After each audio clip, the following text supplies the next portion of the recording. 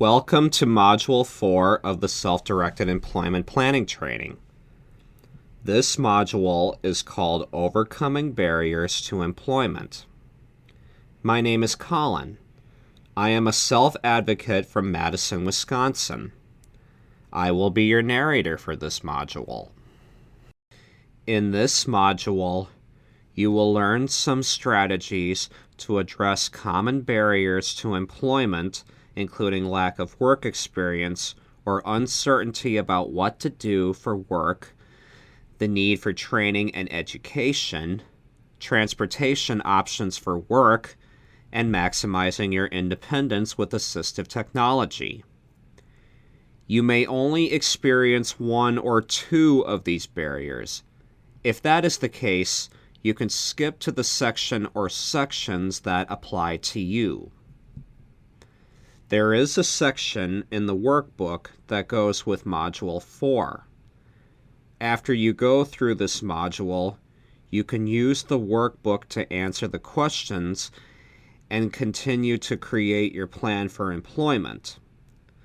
There is also a section in the resource guide that goes with this module.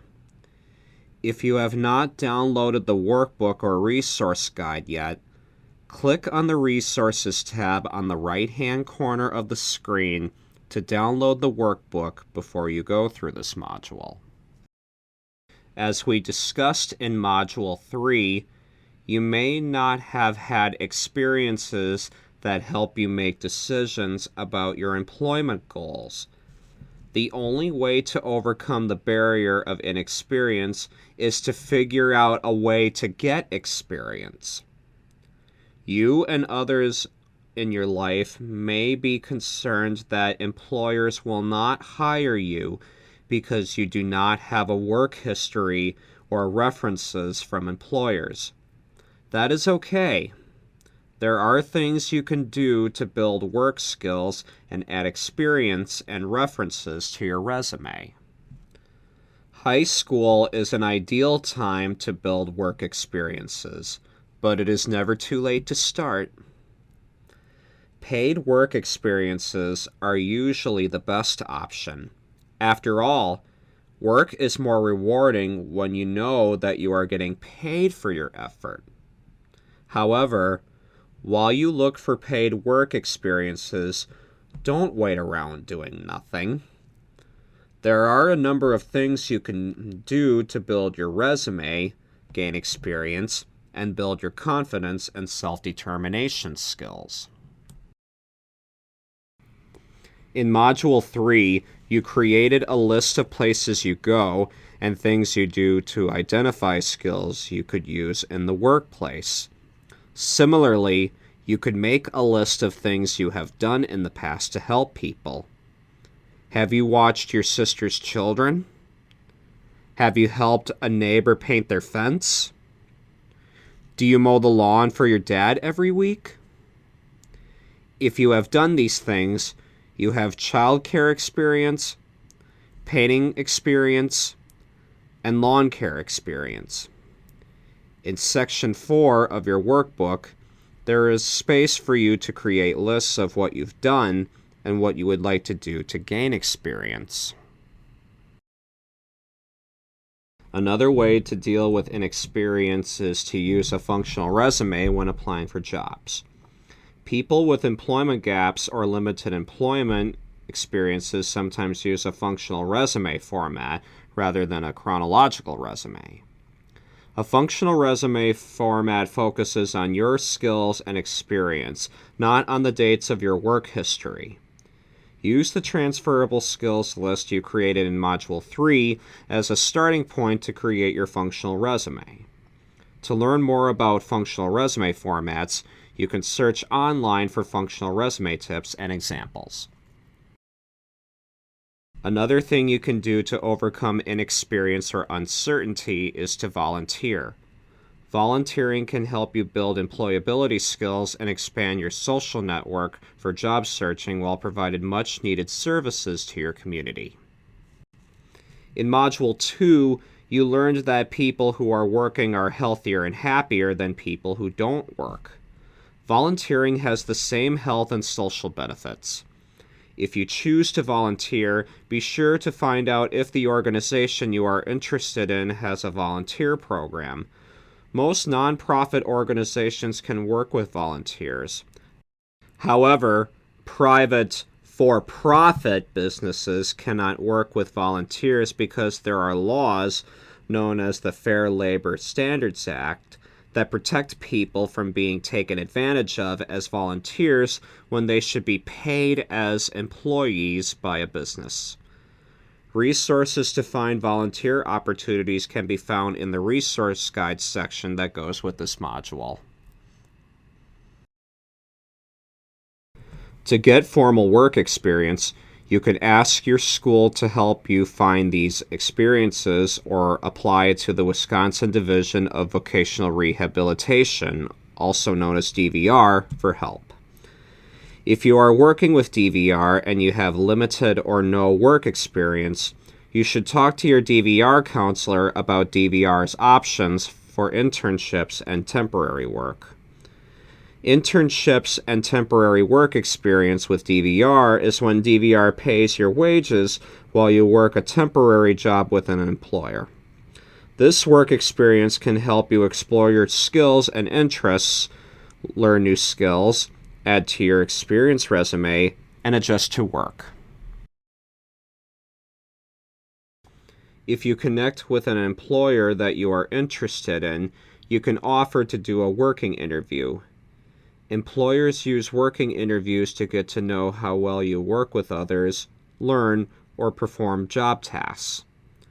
During a working interview, you are not paid. Working interviews should also be short-term arrangements.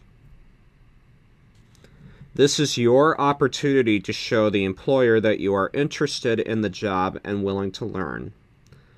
The employer should provide you with some initial training to do the job. If you arrange for or are offered a working interview, it is important to work out in advance how long the working interview will be and what the expectations are with the employer. You should also prepare yourself for the chance that you may not be hired by the employer. If this is the case, ask the employer for feedback so that you can improve your skills. In summary, if you have not had a lot of job experience or are not sure of your job goals, you can make a list of all the things you have done in the past to help people. Use a functional resume format by identifying your transferable skills. Volunteer so you can develop more employability skills and grow the number of people you are connected with, which will be helpful when you start to look for a job. Work with your school and/or the Wisconsin Division of Vocational Rehabilitation, or DVR, to develop internships and temporary work experiences. And finally, arrange working interviews with employers. It is best for you to do more than one of these things if you don't have a lot of experience. This way, you can learn what you are good at and build new skills. Exploring your options and trying new things is the best way to overcome barriers to employment and find the right job match. The most effective employment plans use more than one of the strategies listed here.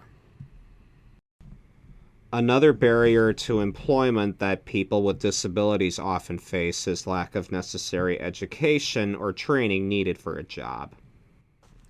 If you are in high school, your school may have talked with you and your family at your IEP meetings about attending the 18 to 21-year-old transition program available through the school. Ask questions about this program and the ways that it can help you create a plan to reach your employment goals. Transition programs are designed to prepare students with disabilities for community life. Transition programs focus on helping to create a bridge to adult services like DVR, Family Care, and IRIS.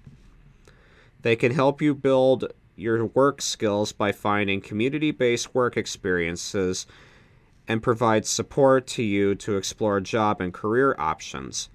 They should also be helping you to develop important self-determination skills. The Wisconsin Department of Public Instruction Transition Services website is a one-stop portal to everything you need to know about transition. This website and more transition resources can be found in the resource guide that goes with this training. Does your job goal require higher education or specialized training from a technical college? Having an intellectual disability does not exclude you from taking classes or entering a degree program at a post-secondary school. Technical colleges and other post-secondary educational programs have disability resource center staff that can help you decide on options and access services and accommodations. The number of colleges that offer options for people with intellectual disabilities is growing. If you are in high school, you may even be able to begin taking classes while you're in an 18 to 21-year-old transition program. Ask your teacher, guidance counselor, or transition coordinator to help you explore your options. Grants are available for people with disabilities who pursue post-secondary education and training. DVR support may also be an option. If you have employment goals and are in transition from high school to adult life, you should apply for services with the Division of Vocational Rehabilitation at least 2 years before you graduate. If you are out of school, you can apply for DVR services at any time. DVR services can and should be coordinated with the school and other services in your life, like long-term care support from Family Care or IRIS. While the school or long-term care program can help you connect with DVR, it will be your responsibility to invite your DVR counselor to transition IEP meetings or meetings with Family Care or IRIS. Resources for post-secondary education options can be found in the resource section for this module. Getting to and from work could be a barrier for you, especially if you live in a rural area. There are several ways people get to work. Knowing about these will help you explore options in your area. Before you start your job search, it will be important to figure out how you will get to work, as well as when and where transportation is available. This will determine where to conduct your job search and the hours you are available for work. If you live in a large town or city, there may be a public bus system. Riding the bus may seem like a confusing or scary idea if you are unfamiliar with it. However, there are orientation and mobility trainers who specialize in helping people with disabilities learn to ride the bus. If you are interested in learning to ride the bus, contact your local Aging and Disability Resource Center or Independent Living Center for information and a referral. In many small towns in Wisconsin, taxi companies provide reduced fares to people with disabilities and seniors. Call your local cab company to ask about this option. Rideshare programs exist all over the state of Wisconsin. The Wisconsin Department of Transportation can help match you to other commuters in your area. The website for the Wisconsin Rideshare program can be found in Section 4 of the resource guide that goes with this training. Many people rely on family, friends, or other community members to get to and from work. You may also be able to arrange rides with coworkers. If needed, you can offer a payment like a mileage reimbursement to people who help you get to and from work. Specialized transportation services may be an option for you. The rates for these kinds of services may be higher than some other options, but they are often subsidized or funded by programs like Family Care or IRIS if you are eligible for services. Talk with your family care case manager or IRIS consultant to determine if this option works for you. If you receive job coaching services from a supported employment agency, they might be able to give you a ride to or from work. Like specialized transportation options, relying on a service provider may be more costly. Talk with your family care case manager or IRIS consultant to evaluate the pros and cons of this transportation option. There are a few ways transportation can be paid for. Your own money. Remember, you will be earning wages and have more once you get a job. Most working people pay for their gas or transportation to and from work. DVR financial support, family care or IRIS financial support, and using Social Security work incentives like Plan to Achieve Self-Support, known as a PASS plan, or impairment-related work expense, also called an IRWE. Depending on how your disability affects your life, it may be possible for you to get a driver's license. Work with your family and support team to explore this option. Sometimes people with disabilities who do not drive purchase a vehicle so that others can drive them places. Even if you do not have a license, you can purchase a vehicle. And if you are on Supplemental Security Income, or SSI, you are allowed to own one vehicle. If you need assistance to purchase a vehicle, Social Security's Plan to Achieve Self-Support, or PASS, might be an option. In the next module, you will learn about Social Security work incentives and how to connect with a work incentives benefit specialist to get more information. Aging and disability resource centers may also have information on affordable car purchasing programs in your community. Another barrier some people face is getting the right support to do the job well. When people think of workplace supports, they usually think of people such as job coaches, co-worker, or supervisors. What about a talking calculator? A picture task board? A digital watch? Headphones? An iPad?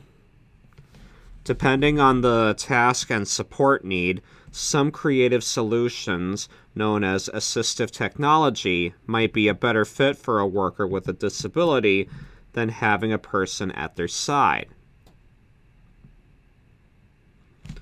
Assistive technology is any item, piece of equipment, or product system, whether pre-made or customized, that increases, maintains, or improves what a person with a disability can do.